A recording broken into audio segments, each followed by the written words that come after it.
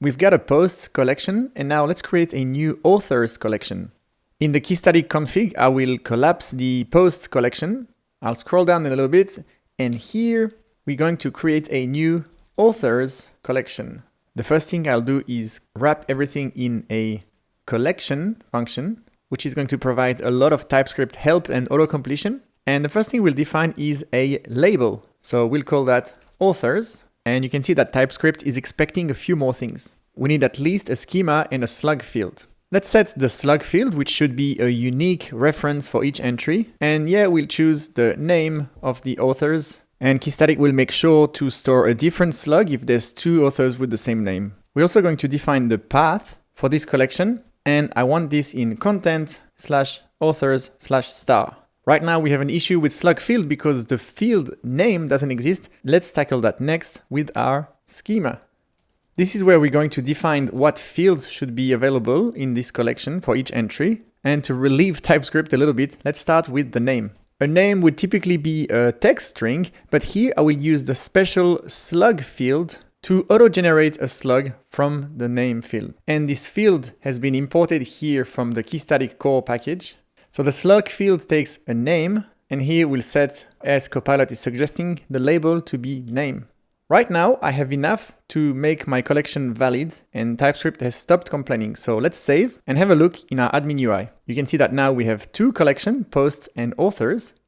And right now we don't have any authors, but we can create the first entry.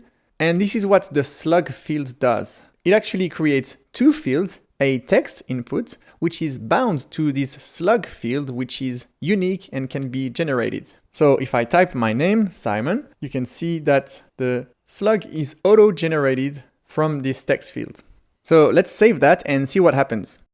You might expect a new markdoc file being created in content authors/Simon.markdoc. But if we look at our file system, inside the authors directory, we have a YAML file.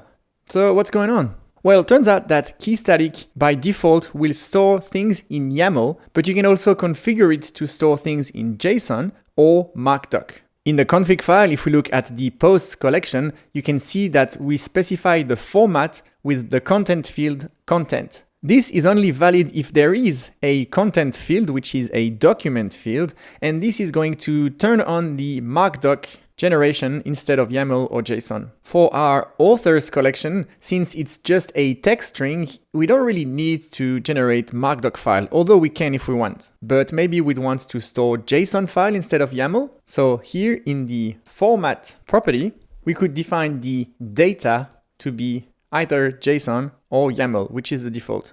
If I change this to JSON, our admin UI cannot find the Simon entry because it's looking for JSON files now. And if I create a new author, let's call this one Jed, and hit save, you can probably guess what will happen in the file system. We now have a simon.yaml and a jed.json. And if I was to convert Simon to JSON and update this to be valid JSON, Keystatic should now find two files in the authors, and there it is. No matter if you use JSON, YAML, or markdoc, you'll get the same content back when you read from the file system with the Keystatic Reader API, as we'll see in the future.